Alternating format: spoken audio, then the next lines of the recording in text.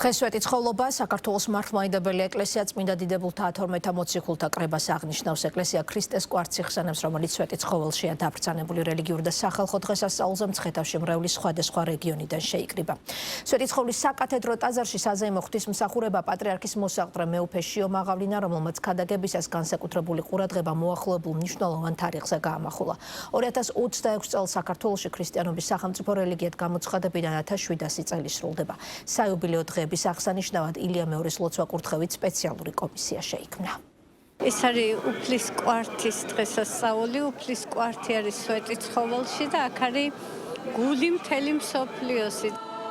სვეტიცხოვლობა ქართველი მართლმადიდებლებისთვის ერთ-ერთი გამორჩეული დღესასწაული. ტაძარში, სადაც მთავარი სიწმინდე უფლის იესო ქრისტეს კვართია დამარხული, ყოველთვის მომლოცველების სიმრავლეა. თუმცა 14 ოქტომბერი არის ის დღე, როდესაც მცხეთაში მართლმადიდებელი ქრისტიანები მთელი საქართველოდან ჩამოდიან. დღეს სადღესასწაულო წირვაზე დასასწრებად მრევლმა შეკრება დილის 10 საათიდან დაიწყო. სადღესასწაულო ლიტურგია მეუფე შიო მაღავლინა. წირვის დასრულების შემდეგ კი იქადაგა. საქართველოს მართლმადიდებლურ ეკლესიას მომდევნო წელს საიუბილეო თარიღი აქვს. საქართველოში ქრისტიანობის სახელმწიფო რელიგიად გამოცხადებიდან 1700 წელი სრულდება.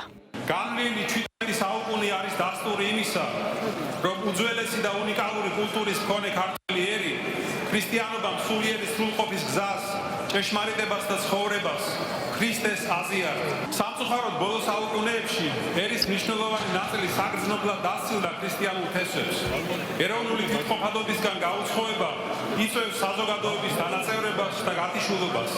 წმინდა ილია მართლის სიტყვებით ერის პირქვე დამხობა იქედან იწყება, როდესაც იგი თავის ისტორიას ივიწყებს. სვეტიცხოველში წირვას აღმასრულებელი და საკანონმდებლო ხელისუფლების პირველი პირებიც ესწრებოდნენ. მათ ქართული სახელმწიფოს ჩამოყალიბებაში ეკლესიის როლზე ისაუბრეს. პრემიერმა კი სიტყვით გამოსვლა პატრიარქისთვის ილია მეორესთვის მადლობის გადახდით დაიწყო. იმ ღვაწლისთვის, რაც ილია მეორე მათეული წლების განმავლობაში მართლმადიდებლური ეკლესიისთვის გააკეთა. ჩვენ ვიმყოფებით ისტორიულ ქალაქში. აქ დაბრძანებული არის უფლის კვართი, რომელიც სიამაყით აგვავსებს და დიდ პასუხისმგებლობას ვანიჭებს ქართველებს. ხედავთ უამრავი ქართველებისა, სწორედ ამ რწმენაში არის სწორედ გათავისებული ჩვენი იდენტობა, ჩვენი კულტურა. კიდევ ერთხელ გამოხატოთ მადლიერება უწმინდეს და უნეტარეს მიმართ იმ მრავალწლიანი ღვაწლისთვის, ნახევარსაუკუნიანი ღვაწლისთვის, რომელიც მას აქვს. არამხოლოდ ეკლესიის არამედ ჩვენი ქვეყნის წინაშე. დღეს მსოფლიოში არის უამრავი პრობლემა, უამრავი გამოწვევა დაწყებული ომებით და დამთავრებული მოჭადრებული სიზმრული, რომელიც არის საზოგადოების ერთ-ერთი უმთავრესი პრობლემა.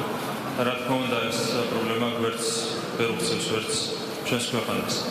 და ამ ვითარებაში ჩვენ ყველაფერი უნდა გავაკეთოთ იმისათვის, რომ გავაძლიეროთ ჩვენი ქვეყანა. და ვიზრუნოთ იმაზე, რომ სიყვარულმა გაიმარჯვოს სიზმრულზე. ჩვენ ვართ სვეტიცხოვლის ქვეყანა.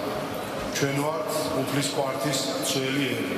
ეს არის ის მისია, რომელიც უფლისგან დაიკისრა ჩვენს ერს. მომავალ წელს გვაქვს უდიდესი დღესასწაული, როდესაც მთლიანად ერმა ჩვენთვის და ასევე ქრისტიანული სამყაროსთვის უნდა ვიზეიმოთ ჩვენი ქვეყნის გაქრისტიანების, ქრისტიანობის სახელმწიფო რელიგიად გამოცხადების 1700 წელი. და ეს იქნება წელი, რომელიც კიდევ ერთხელ დაგვანახებს, თუ რას ნიშნავს ერის და ბერის ერთობა.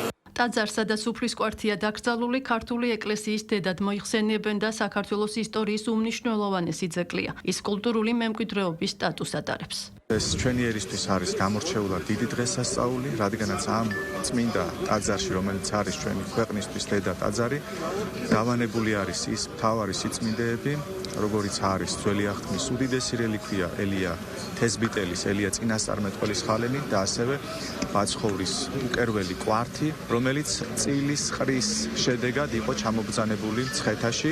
მინდა მთელ ქვეყანას მოულოცო დღევანდელი დღე, ვინაიდან დღევანდელი დღის მადლით ჩვენ ქვეყანაზე არაერთი უდიდესი ისტორიული ფაქტია აღწერილი და წმინდა წერილს რო ვერ გაექცევა, ისეთი რამე ხდება მცხეთაში და გვეწეოდეს კვართის მადლი. რა თქმა უნდა, მნიშვნელოვანი დღეა.